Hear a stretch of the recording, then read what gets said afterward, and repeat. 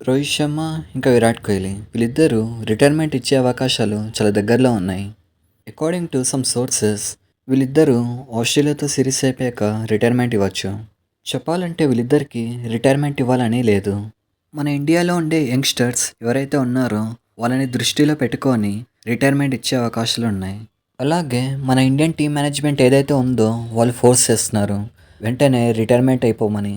అయితే ఇంతకీ ఆ యంగ్స్టర్స్ ఎవరు? ఆ టీమ్ మేనేజ్మెంట్ ఎవరు? ఈరోజు ఈ వీడియోలో తెలుసుకుందాం. మీరు కనుక ఇప్పటివరకు సబ్స్క్రైబ్ చేయకపోతే మాత్రం చేయండి. అయితే ఒక 2 డేస్ బ్యాకే ఇండియా స్క్వాడ్ వచ్చింది. ఆస్ట్రేలియాతో జరిగే వన్‌డే సిరీస్‌కి టీమిండియా స్క్వాడ్‌ని అనౌన్స్ చేసింది. అయితే ఈ సిరీస్‌కి రోహిత్ శర్మని తీసి గిల్‌ని కెప్టెన్ చేశారు. గిల్‌ని కెప్టెన్ చేయడం వెనక ఒక కారణం ఉంది. అదేంటంటే ఈ టీమ్ మేనేజ్మెంట్ ఉంది కదా! వీళ్ళు రోహిత్ శర్మని టీం నుంచి తీసేద్దాం అనుకుంటున్నారు. ఒకవేళ రోహిత్ శర్మ కెప్టెన్‌గా ఉంటే తీయడం చాలా కష్టం. అందుకే ముందుగా రోహిత్ శర్మని కెప్టెన్సీ నుంచి తీసేసి ఒక ప్లేయర్‌గా ఉంచారు. ఇప్పుడు ఒక కెప్టెన్‌ని తీయడం కంటే ఒక ప్లేయర్‌ని తీయడం చాలా ఈజీ.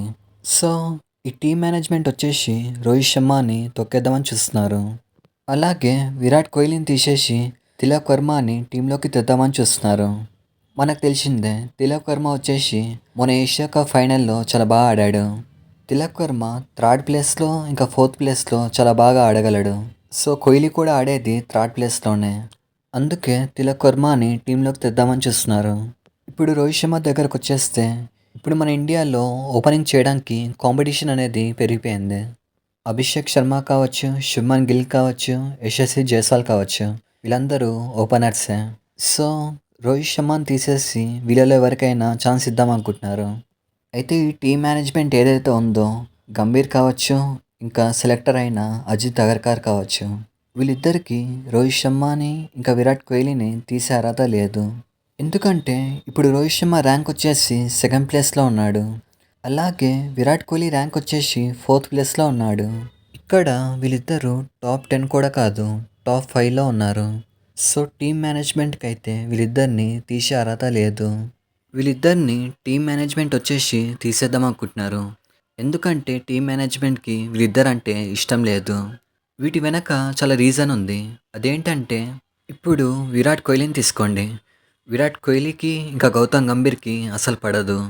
విరాట్ కోహ్లీకి ఇంకా గౌతమ్ గంభీర్‌కి గతంలో చాలా క్లాషెస్ ఉన్నాయి. ఒకరినొకరు చాలా తిట్టుకునేవారు. వీళ్ళిద్దరికీ చాలా సార్లు గొడవ అయింది. మీరు చూసినట్టయితే ఐపీఎల్‌లో వీళ్ళిద్దరూ చాలా సార్లు కొట్టుకోవడానికి వెళ్లారు.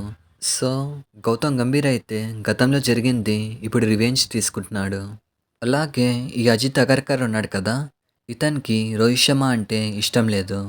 ఈ అజిత్ అగర్కర్ ఎవరైతే ఉన్నాడో ఒకప్పుడు ముంబై టీంకి ఆడేవాడు. రంజీ ట్రోఫీలో ముంబై టీంకి ఆడేవాడు. కెప్టెన్‌గా ఉండేవాడు.